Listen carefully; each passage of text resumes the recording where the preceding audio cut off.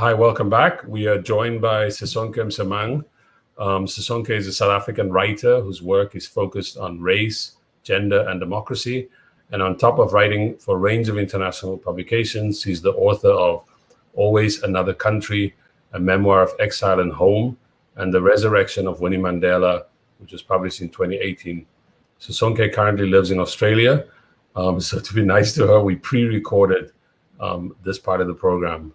So let's welcome Sisonke to the program. Hi, Sean. Hi, William.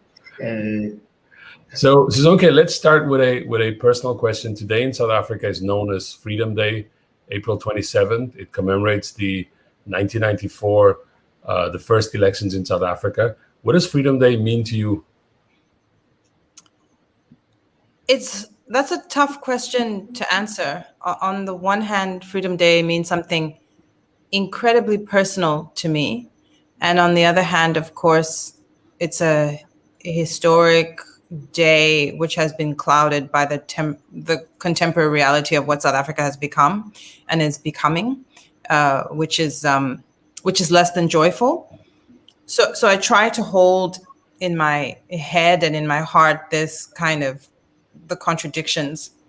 So on the 27th of April, 27 years ago, I was in Chicago with a bunch of other South African students. We had organized and pooled our money and got on the road and driven from Minnesota to a 10-hour drive overnight so that we could be at the consulate so that we could vote.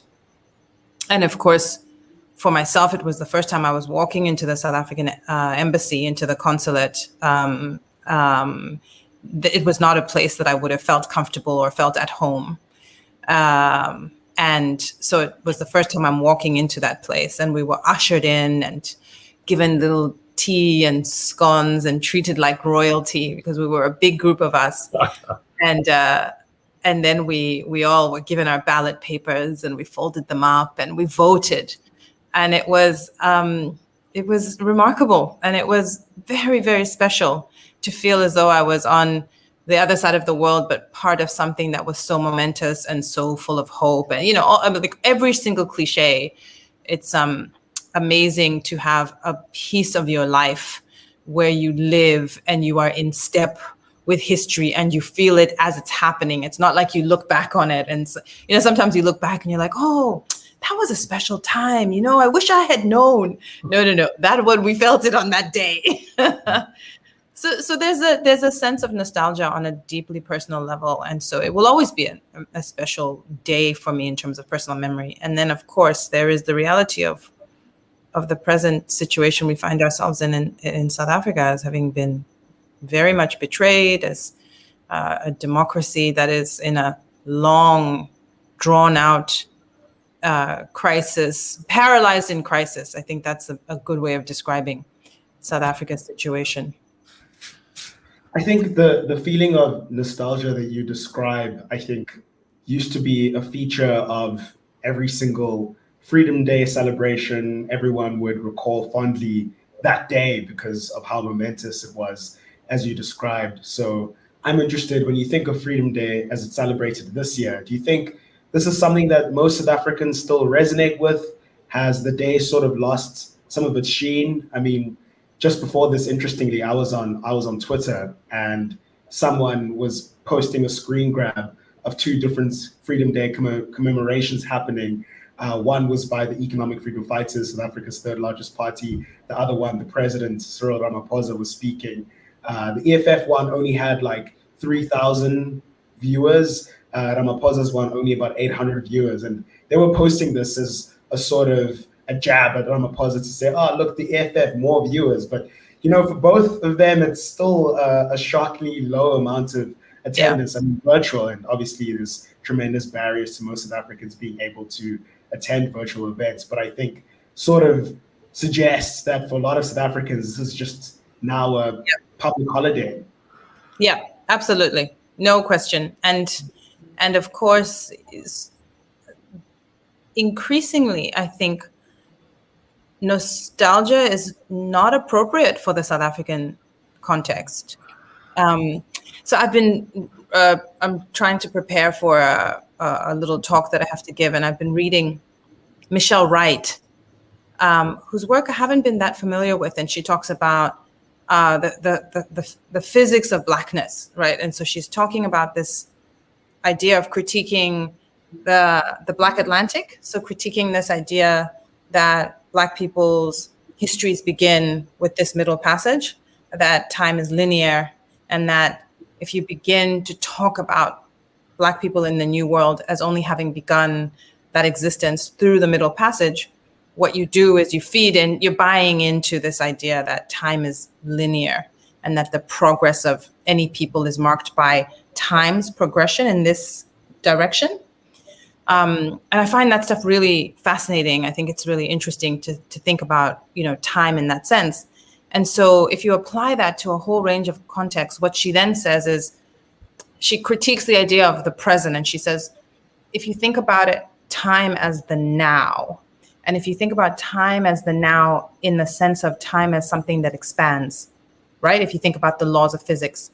So what we know now is also informed by what has happened and what we can imagine forward will happen. So we can't bring nostalgia to this moment because we know that the present moment in which we sit is one of deep poverty, deep inequality, one in which the past has already happened. And so we can't pretend as though nostalgia is an appropriate response to what we are living with at this moment. So those displays, I think, are hollow. They're kind of celebrations of a freedom that hasn't fully arrived. And I don't think any of us expected that freedom would have arrived within 30 years, given the incredible levels of inequality with which we knew we were faced, and more importantly, the resistance we knew we would face from capital. So we always knew that the market was not interested in the forms of reorganized, social formations that South Africa presented as a possibility. We always knew that was going to be the case. So when I talk about what hasn't happened, I don't talk about it as though we expected perfection. But I do think to think about the now as a moment in which we also know what has happened in the past is really, really important. I don't know if I'm getting too theoretical or if I'm making myself clear, but it does seem as though nostalgia is the wrong way to think about it. And so that's why I'm careful and guarded in saying nostalgia for me at a personal, emotional, level. But to think about nostalgia more broadly is not appropriate. And I think that's where all of these political parties are stuck. They retreat consistently into nostalgia, which is easy when you've got such a clear narrative as South Africa, but it's too easy. Right. I think I saw yesterday there was a protest in Johannesburg where the ANC was standing on the side of the street, demanding that this one road must be renamed after Winnie Mandela. And there were a couple of responses to it, but one was that this is kind of what nationalist movements can resort to, right? This kind of, you draw out, okay, we gotta let the people talk about Winnie Mandela because maybe that will get them fired up. And then the other one is like the ANC runs the city of Johannesburg, and it actually did announce in 2018 that they were going to rename that road after Winnie Mandela. So why they are protesting? And this gets to your point of the kind of the hollowness. For everybody, it's also very clear that these things are quite hollow. But I want to ask this one other question about the present, the now, which is that some people argue that we've sort of reached the end in South Africa of a kind of a project that is run by a nationalist movement, and they're sort of describing what they refer to as we're already in a moment of post-national liberation, like we're beyond the politics of the national movement. Where do you see the interesting politics developing in South Africa? Like if we're thinking post-national, we're not trying to just say the ANC is over. The ANC manages, as we said a couple of weeks ago in one of these programs, when it has elections, most people will still turn up for the ANC on balance. But we have to. But in terms of politics and in terms of how we feel about the present, where do we see those interesting politics happen that can make us imagine something else other than this that we've inherited? I don't know. I honestly have no idea. I think that's a good question for William, who's living in South Africa, who's reporting, who has views on these things because he's in touch with people. I honestly, I feel at my wit's end with South African politics, because of the dominance of the ANC and because its absolute refusal to reform itself in any way. I mean, that's not going to happen.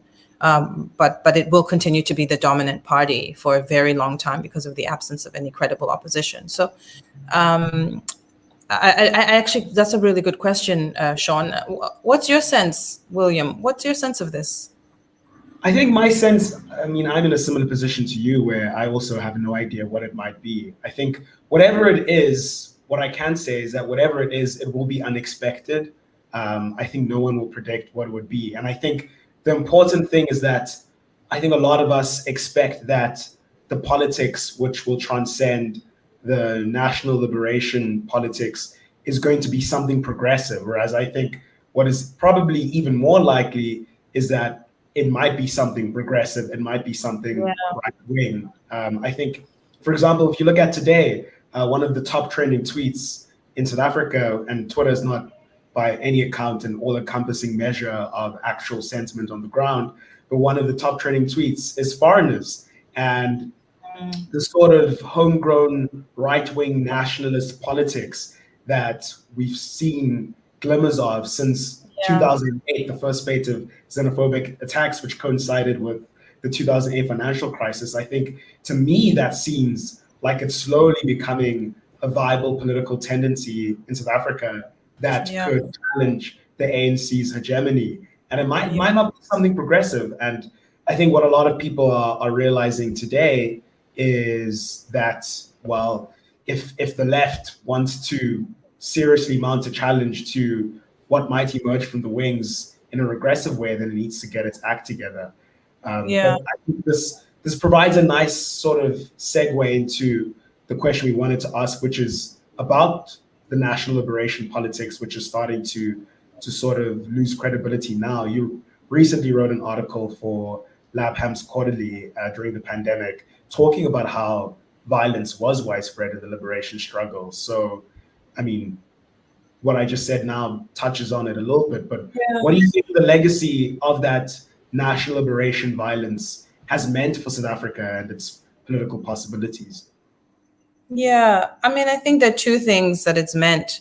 On the one hand, of course, the legacy at a social level is not, around violence, is not one that we can lay solely at the feet of the of the nationalist movements, of the liberation struggle. Of course, that belongs primarily to the apartheid regime, which itself was so incredibly violent, right? So it is the author. I think there's no getting around the fact that the apartheid regime and the colonial state before that are the authors of the violence that we see everywhere in South Africa still today.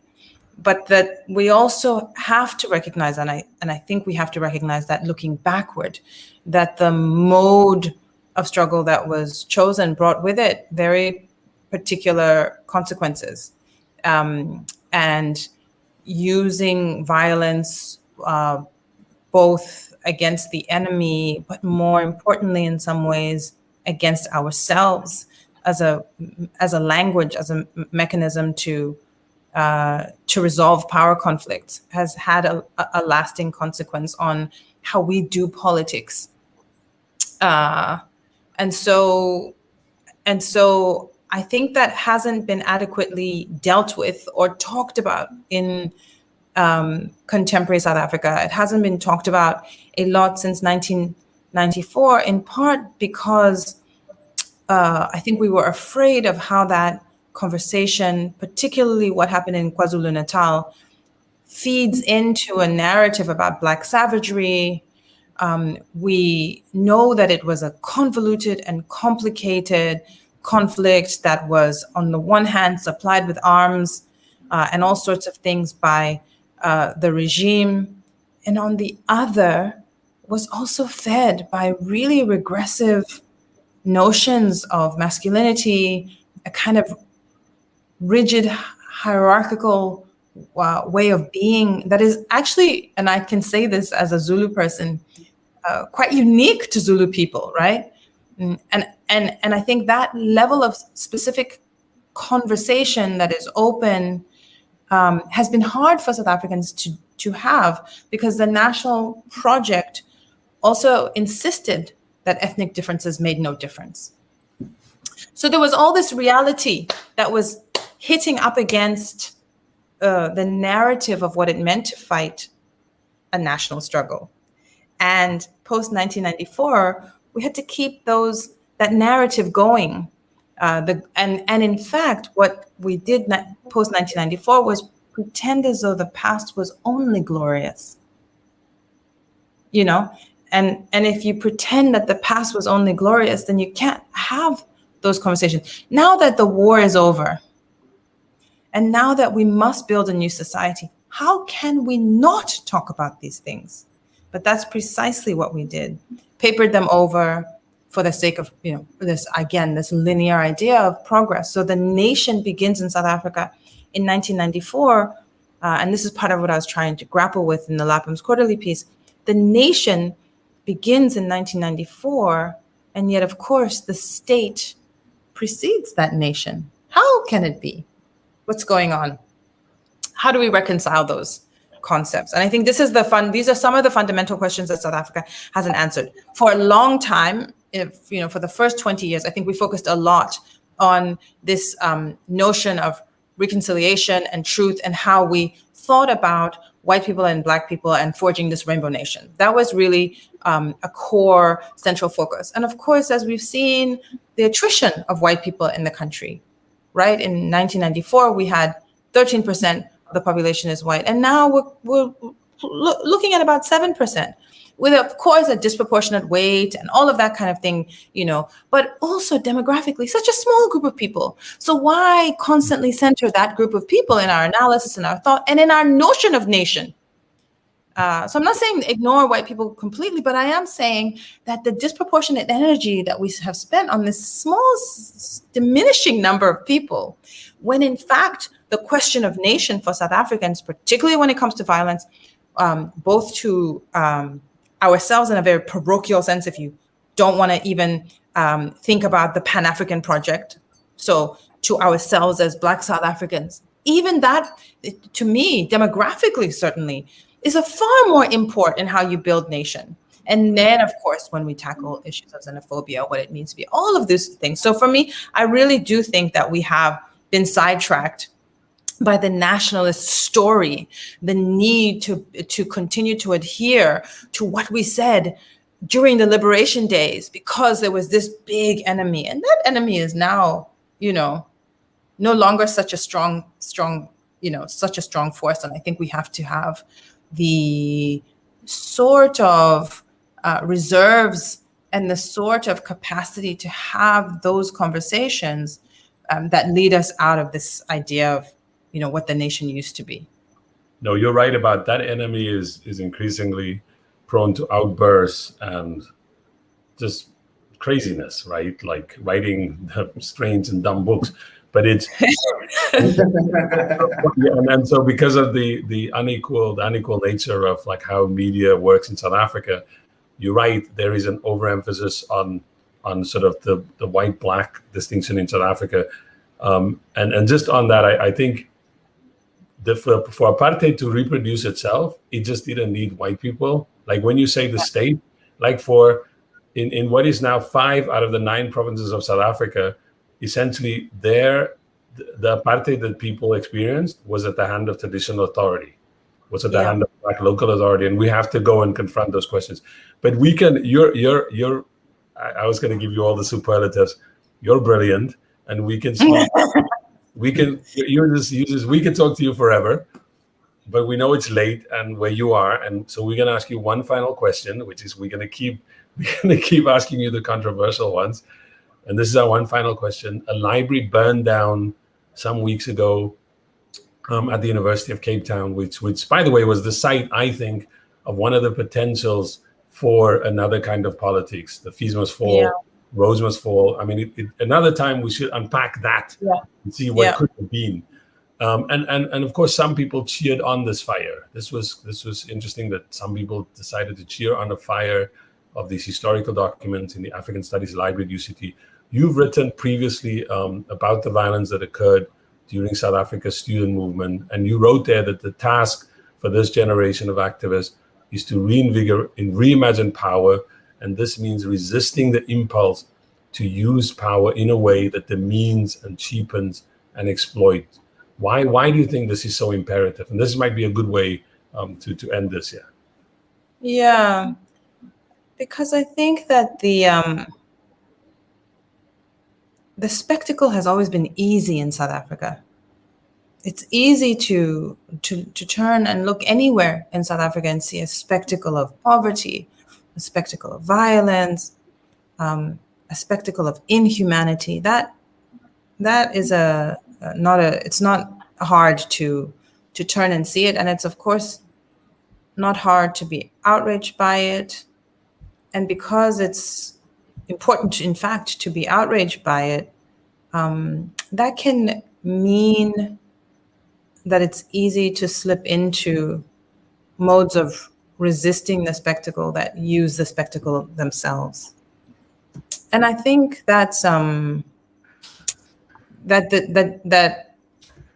freedom and justice are sustained when we think more carefully about that.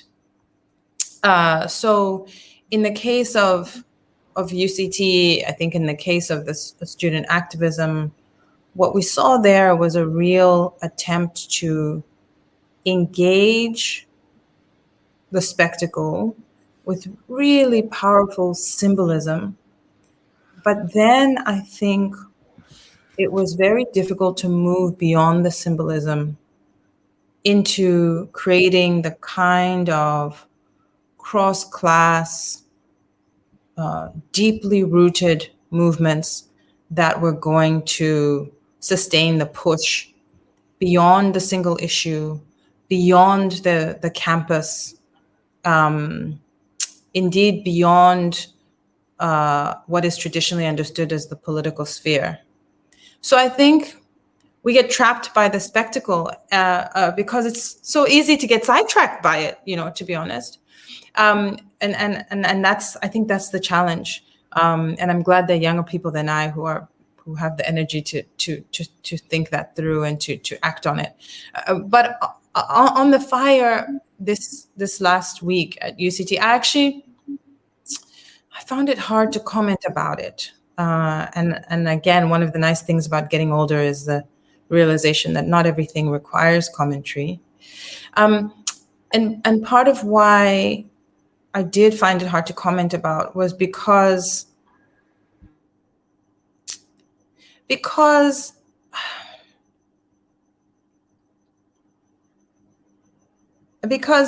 there is something that worries me about academia as fetish.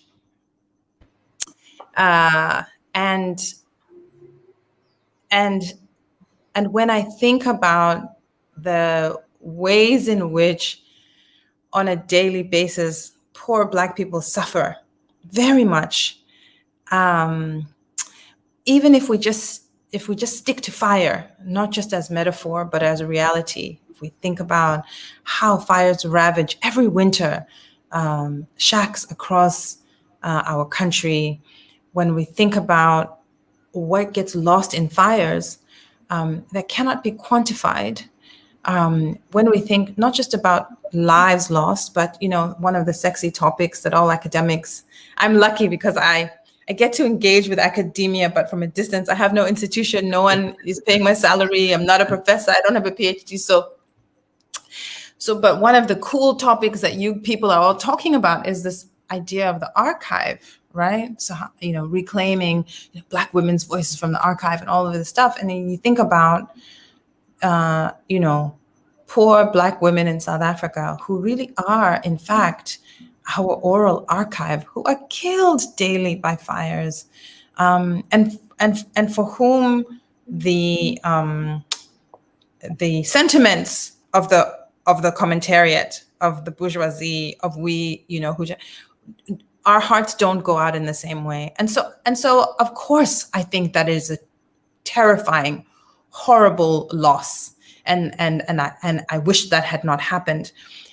But I'm also mindful of books and academic spaces as a kind of fetishized space for all the reasons we understand. And I'm also mindful that if I don't speak up about the fire at UCT, it doesn't mean anything. But there are many, many of us who must speak up about the structural and continuing literal violence that happens against poor people in South Africa on a daily basis. South Africans and non-South Africans who are poor in South Africa. And that, to me, seems to do the work. In the ideal scenario, we talk about both all the time. But when we know that we live in an attention economy where actually what trends, it does get noticed, then I think sometimes a silence is actually an important declaration of where your allegiances lie. So those are my thoughts about the FI. I didn't say anything, not because I don't care, but because I do think it's important to think about these things more deeply. You did say a lot. You said a lot. Yeah. You said a lot. What we think about also, what we've been thinking, but you articulated it best. So on that note, because it's not because it's late, but because we have to let you go, we want it because we have other guests coming up too. And happy Freedom Day to you. Thank you very much. Thanks, guys.